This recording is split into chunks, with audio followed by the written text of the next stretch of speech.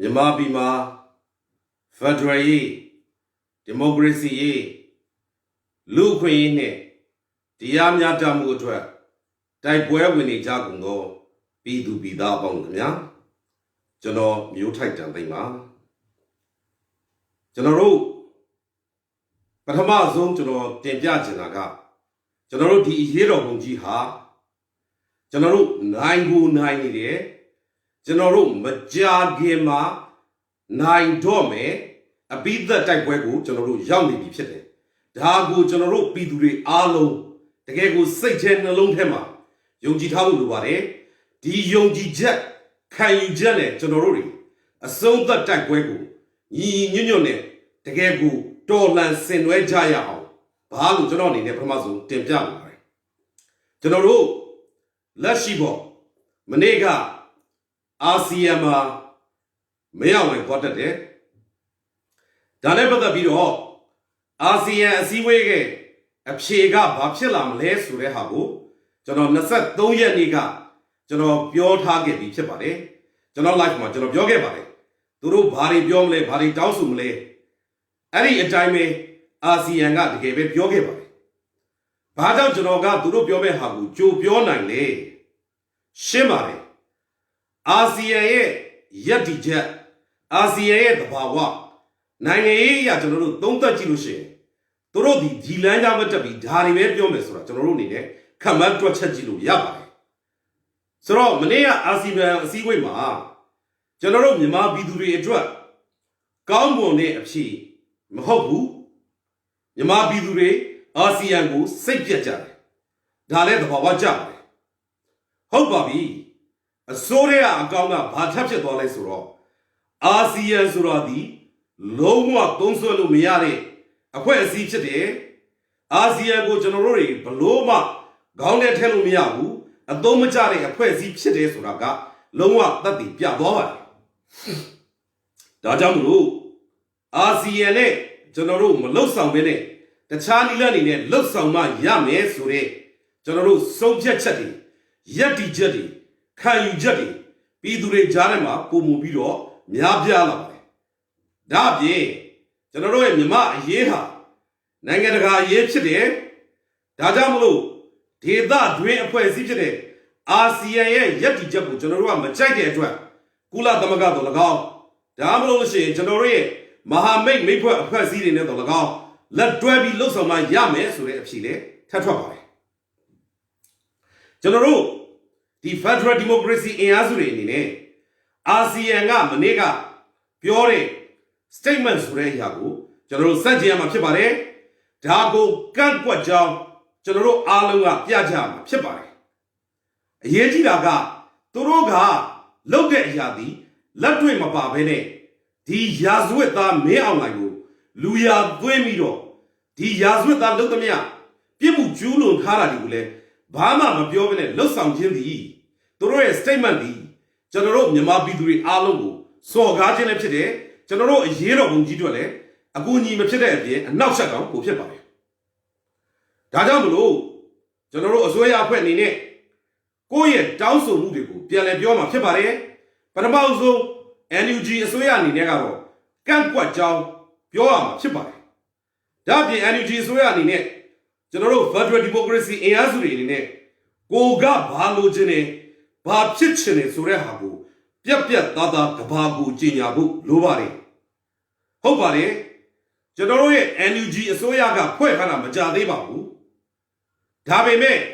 ပြည်သူကိုစားပြုတဲ့အတွက်ကျွန်တော်ရဲ့တရားဝင်အစိုးရဖြစ်ပါတယ်ဆိုတော့နိုင်ငံတကာကသူတို့စာရွက်ပေါ်မှာဘလို့ပဲအတိမတ်ပြုသည်ဖြစ်စေမပြုသည်ဖြစ်စေအရေးမကြီးပါဘူးပြည်သူကထောက်ခံရင်ပြည်သူအစိုးရပါပြည်သူက mandate ပေးထားတဲ့အတွက် legitimacy ရှိတဲ့ NUG အစိုးရအနေနဲ့လည်း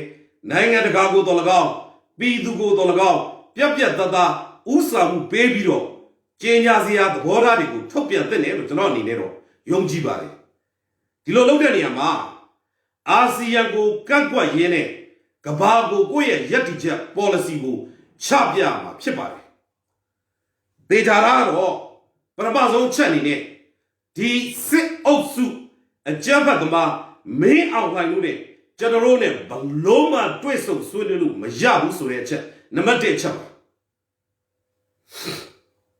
ဒါအသိရေးကြည့်ပါပဲနေမို့ဆိုလို့ရှိရင်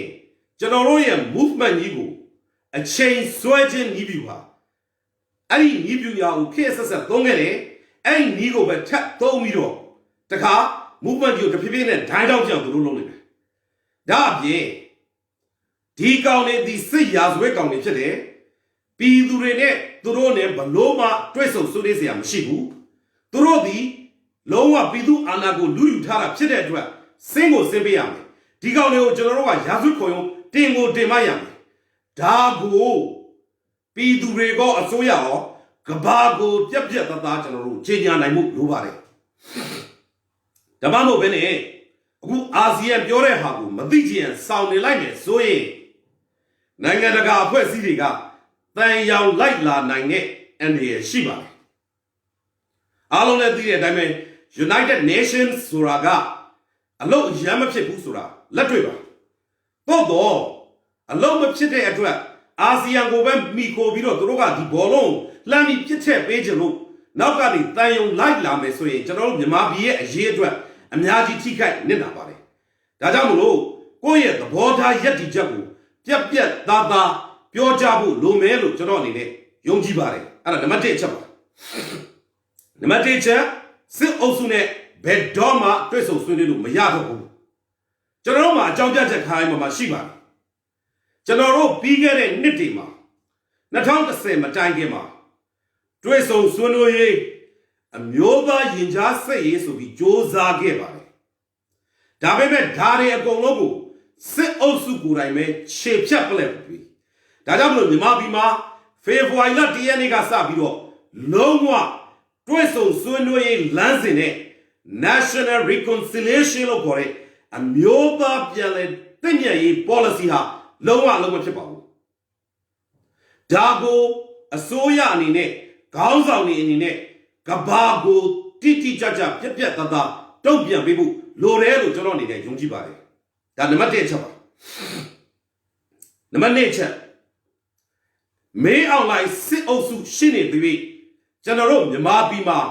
အမျိုးသားပြန်လည်တည်မြဲရေးလုံးဝမဖြစ်ပါဘူးဒီ principle ဒီပေါ်မှာကျွန်တော်တို့ယက်တည်ရမှာဖြစ်ပါတယ်နံပါတ်3ချက်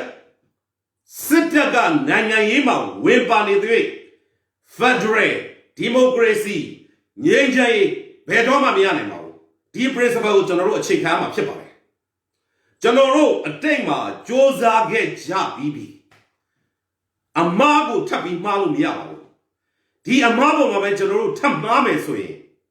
ကျွန်တော်တို့အများကြီးနစ်နာဆုံးရှုံးမှုတွေဖြစ်လာမှာဖြစ်ပါတယ်ဒါကြောင့်မလို့စစ်တပ်ကိုမြန်မာပြည်ရဲ့နိုင်ငံရေးကနေအပြီးပိုင်မောင်းထုတ်ရမယ်ဖယ်ထုတ်ပြရမယ်စစ်တပ်ကို reform လုပ်ရမယ် professional military ဖြစ်အောင်ကျွန်တော်တို့ပြန်လည်ပြုပြင်ယူရမှာဖြစ်ပါတယ်နံပါတ်4ချက်ကျွန်တော်တို့လိုချင်တာကဒီစစ်ကောင်စီချက်ချင်းထွက်ပေးရမယ်စစ်ရာဇဝတ်သားတွေကိုကျွန်တော်တို့ကြိုးစင်တင်မယ် Federal Democracy ပြည်ထောင်စုကြီးကိုကျွန်တော်တို့ပြည်သူတွေကိုယ်တိုင်တည်ထောင်မယ်ဒါကျွန်တော်တို့လိုချင်တဲ့ကိစ္စဖြစ်ပါတယ်ဒါဒီနံပါတ်4ချက်ဖြစ်ပါတယ်ဒါကိုလည်းပြပြသားသားကဘာကိုကြီးညာရဲဖို့ကြီးညာနိုင်ဖို့ကျွန်တော်တို့လိုပါတယ်ပြည်သူတွေအားလုံးကဒါကိုကျွန်တော်တို့ပြောဆိုဖို့လိုပါတယ်ကျွန်တော်ဒီလိုမျိုးပြောခြင်းအပြင်ကျွန်တော်တို့ရဲ့ယက်တီချက်နိုင်ငံရေးရ policy principle ကိုသူတို့ကသိတဲ့အခါမှာသူတို့ဘက်ကပြန်လည်ပြီးချင်းကပ်ပြီးတော့လှုပ်ဆောင်တဲ့အခါမှာကျွန်တော်တို့ညှိနှိုင်းလို့ရတယ်လှုပ်ဆောင်လို့ရတယ်ကျွန်တော်အနေနဲ့ပြောတာကနိုင်ငံတကာ level မှာနော်နံပါတ်5ချက်မြန်မာပြည်သူတွေကိုတကယ်ကူညီခြင်းစစ်အုပ်စုအကြမ်းဖက်သမားတွေကိုဖျောက်ချတဲ့နေရာမှာကူညီပေးပါငွေအားလက်နက်အားလူအားဘလို့အင်အားမျိုးနဲ့ပဲဖြစ်ဖြစ်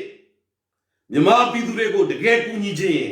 ဒီနီလနဲ့ကူညီပေးပါဆိုပြီးတော့တရားဝင်ခေါ်ဆိုရမှာဖြစ်ပါတယ်ဒါနံပါတ်5ချက်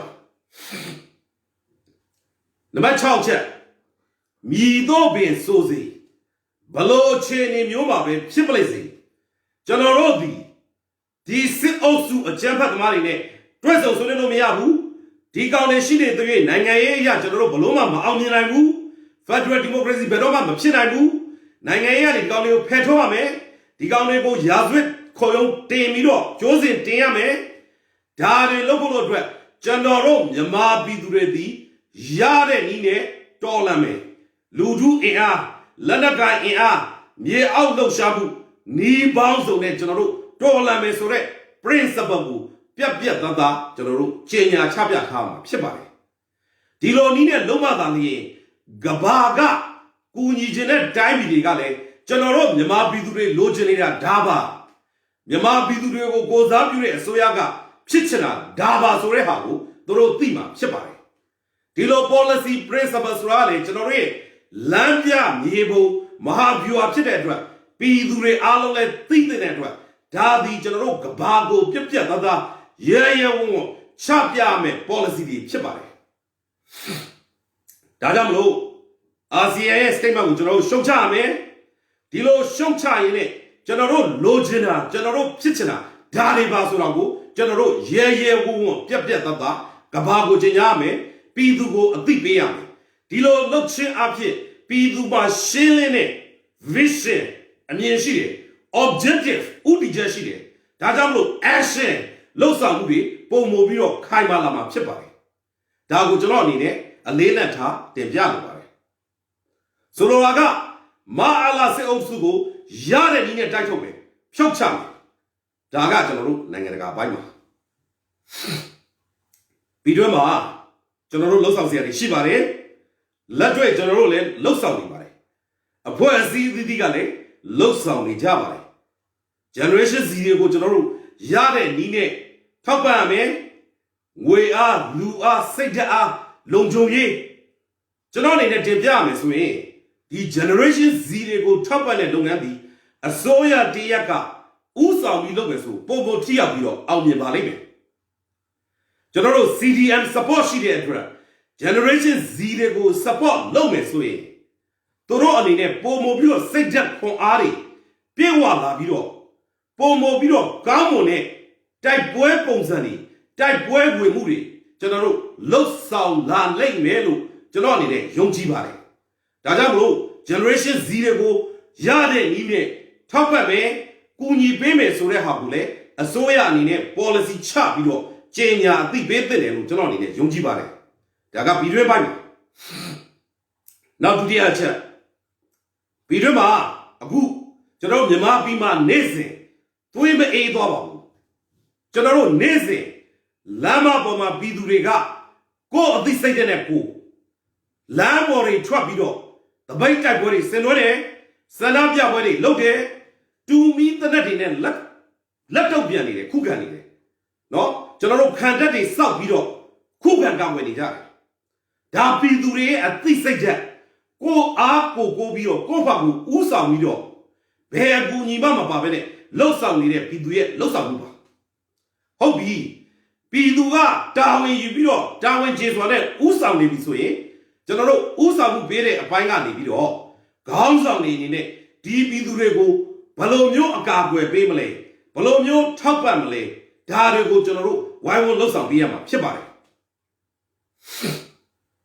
ကျွန်တော်တို့မေလ1ရက်နေ့ကနေစပြီးတော့ຫນွေဦးတော်လာရေးဒုတိယလှိုင်းစတင်မယ်ဆိုပြီးတော့ပြည်တွင်းကခေါင်းဆောင်တွေကြော်ညာထားတာတွေရှိပါတယ်ဟုတ်ပြီဒီလိုမျိုး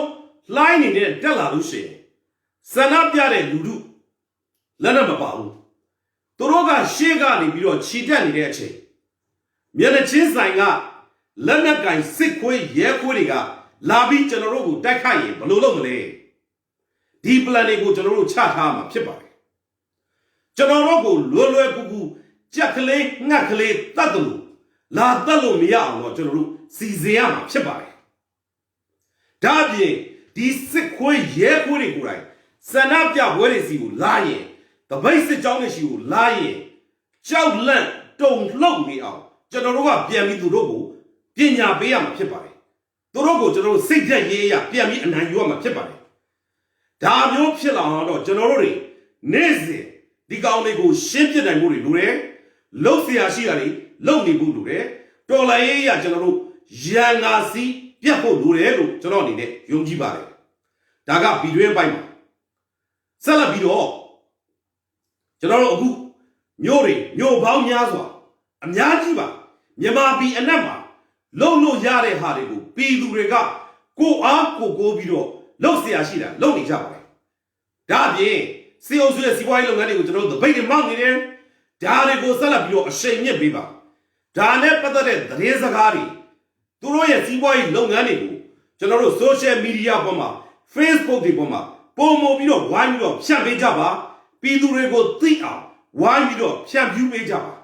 Dioma, Yamabia dem Hobu, Red Ruby dem Hobu, Premium Gold dem Hobu, Adamant Gold dem Hobu, Digon air, Seaboy long enemy, Yamad Biloma, Alo Miba Chini, Darego, Nado, General Jamaru, Shawame Surahabu, Neze, Online Poma, Piamisha Beba, Pidure Jarma, Pomobilo, Pianami, Tila, Kuni Beja.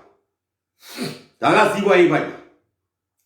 now the car, the road, General, Lumway, a bit and Kadari, a bit Piraribu, Judge Biabia, Bomobilo, Tamaloma, Chibare, Aguzoe, that's about the sheet, the Lani sheet, Darego Generoga, Ye Wone, Shenzia Shidabu, Shempiama, Chibare.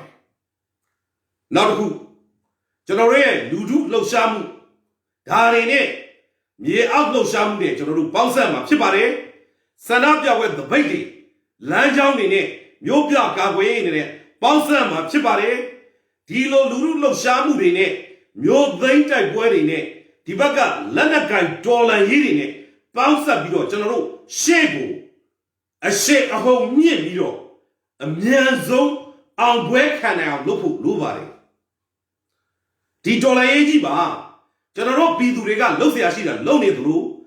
Nagaraga, Chase up Bidole, General Gauzon Niga, and Yanzo, a sea Senego, Pidugo, Gagwe Bime, Yandugo, Mahad, you are out, Shemoname, Nilanide, Losa, Nile Melo, General Yunjibari. To the bit, General Dro, Guniyaramio, Lana Gunya, look at Nilamio, Dying the Lana Guy Poedigu, Lame Pit, Long Chalo Hamio, Lana Hamio, Tapa Biramio. What the fuck will see you with your swing around you? Damn you, General. Love sound like motherly. Pombo, you are chicks that meet you. I'll and I lay me to Johnny, Yonjibari. Dabi, General. Banny the choke women, Javare. Banny Pulo General Bidure. Mobile banking. No mobile pay. Daddy will look hava.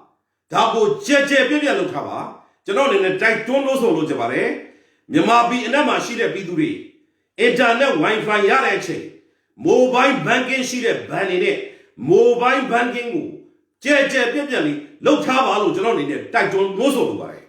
A Yame Yijibare. Yadala Yemili Lokajaba. Dalego General Tausu Bare. Tejalu Bare. Abu, a Chega Dinya Jowney. Women's regional the Rejare. Miba Bidumia. General Temja Lubare, Down Sulubare, Down Man Lubare, Jama Ajavane, Se Osuga, Chiso Biro, Dore, Anna Dimye Edwa, Lok Sao Me, Jam Point Jin, Longa, a season, General Pidurega, Pidu, Ludu, Anna Pisamu Anine, Public CDM Anine, Bawin Bejava, General Nyopia. Jila go, Dom Yuba, Puba Bawin Vijaba, Johnny, that don't know so about it. General, Takado Ripian Pumelu, the Rejare, Takado, their brother, you know, Puye, Puma, May outline, June and Yeti, Towame, Poetibari, Takado Puye, Puma, Takado ready, the base Akani Chitoma Chipare, Takado ready, the basic Johnny Chitoma Chipare. Dadam me online, Pun Yen, Pun Soundila, Diga me online, Pun Yelazua, Bidui Soundila. Low Yen, Low Gila me online,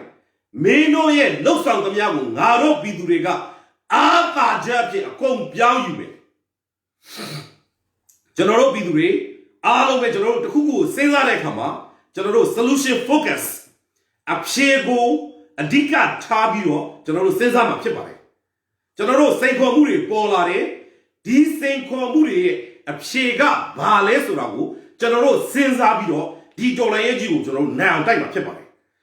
Say go Mupola in General Piatanabu, General Uti Bido, Usai Bido, General Maloku, di same Komua Bale, di same Komugo, Alda Japchi, General Dwap, Alda Japchila, a Pshego Yam, Balong Lesurago, General Dini Guama, Chipper. Dajamlo, Bani Pumazu, Pumaze, Puene Soye, Hobby, General Allo Mobile Banking, Loja. The manager. Nakadore Pumeso, may online sequere, may look on the Puye and Puma, the base the honey Chetwami. Loa, Dola is the Johnny Chetwami. Daga, General, Alda Japchip, Piam Jowie, Kisa, Chipper. Now the check. Digani Kana Mandamia General Lolo Miababu, Digani Malose Mandamia General Loma, Chete Dra, Mija Gari La Kalushim Mabibane, CB Gon, Yegon, Bagon, Yagon, Bama Mabibane, Dilo Ni Apche, Miba Bidumia, General Nue Utola Yejima, Goye, Nine, a Pangani, Bawin Bejaba, Kuji Bejaba, Waiwon Bejaba, General, that don't know so. Dabi, and then the Soya Lataka, Chihare, Chingway, Chivare, Balo Chingway, the sick queriga, Pega Lega, La Down, Low one, Mabibane, Pe Pasamapia Masabane, Low one, Lolose, Masabane, Generosia Pasani, Digone Shigo, Low one, Yagwalo, Machibabu, Dalego, Lepidugo, Taman Bilotano, a Dibi, no so Jamari. Now, so check. Yejido Chagaro, Yagua,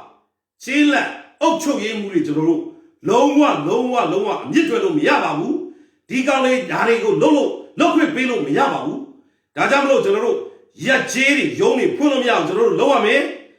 Ocho Yemu, Ya Emu, Lambu, Bambu, Yamu, Dare Golodi, Delam Chide, Dare Alodi, Pitu Ye, Yandu Chide, Dajamlo, Digale, Alabu, Generoye, Myopia. ပြောက်ကြားတွေမြေအောက်တော်လှန်ရေးသမားတွေကရှင်းပြမှာဖြစ်ပါတယ်။ဒါကြောင့်မလို့ဒါသည်နောက်ဆုံးဝန်တွေဖြစ်ပါတယ်။လက်ရှိအုပ်ကြီးယူနေတဲ့အယူတွေစစ်ခွဲနောက်လိုက်တွေအားလုံးနောက်ဆုံးဝန်တွေပေးပါတယ်။မျိုးပြပြောက်ကြားတွေအနေနဲ့ရဲမှာရှိပါတယ်။တို့ရှိမှာမင်းတို့ဘယ်သူလဲဘယ်မှာနေလဲရက်ွက်ထဲမှာနေတာဖြစ်တော့အားလုံးကျွန်တော်တို့ရှိမှာစင်းရှိပါတယ်။ မြည်သူကမြည်ကဲ့သို့လှုပ်လိုက်ပြီးမသိဆိုတဲ့ဟာတွေဖြစ်လာပါလိမ့်မယ်အချိန်မနှောင်းခင်နောက်ဆုတ်ပါပြည်သူတွေကိုသစ္စာခံပါဒါမှမဟုတ်ပဲဆက်ပြီးတော့မိုက်ကန်စွာမာရွန်းနေမယ်ဆိုရင်တော့ပြည်သူတရားစီရင်မှုတွေလုပ်ရပါလိမ့်မယ်လို့နောက်ဆုံးအနေနဲ့ထပ်မံသတိပေးလိုပါတယ်ကျွန်တော်တို့ပြည်သူတွေကိုအားကိုနေကြတယ်ကိုလှုပ်เสียရှိတာလုပ်နေကြတယ်ကျွန်တော်တို့ ကူညီမှုတွေထောက်ပံ့မှုတွေဆိုတာလေအများကြီးလုပ်နေကြတယ်စစ်တနမှာကျွန်တော်စစ်ပညာတွေသင်နေတယ်မျိုးပြကာကွယ်ရေးတွေလုပ်နေတယ်ကျွန်တော်တို့ရဲ့မြေအောက်တော်လှန်ရေးတွေလုပ်နေတယ်ဒါတွေအားလုံးကပြည်သူတွေကကိုယ်အသိစိတ်ဓာတ်နဲ့ကိုယ်လုပ်နေတာဖြစ်ပါတယ်ဒါကြောင့်မလို့ဒီစိတ်ဓာတ်တွေကြည်ချင်းအဖြစ်ကျွန်တော်တို့ရဲ့ပြည်သူຫນွေဥတော်လှန်ရေးကြီးကအောင်ကိုအောင်မြင်မယ်ဆိုတာမုတ်ချအေကံဖြစ်ပါတယ်ကျွန်တော်မနေ့ညပဲ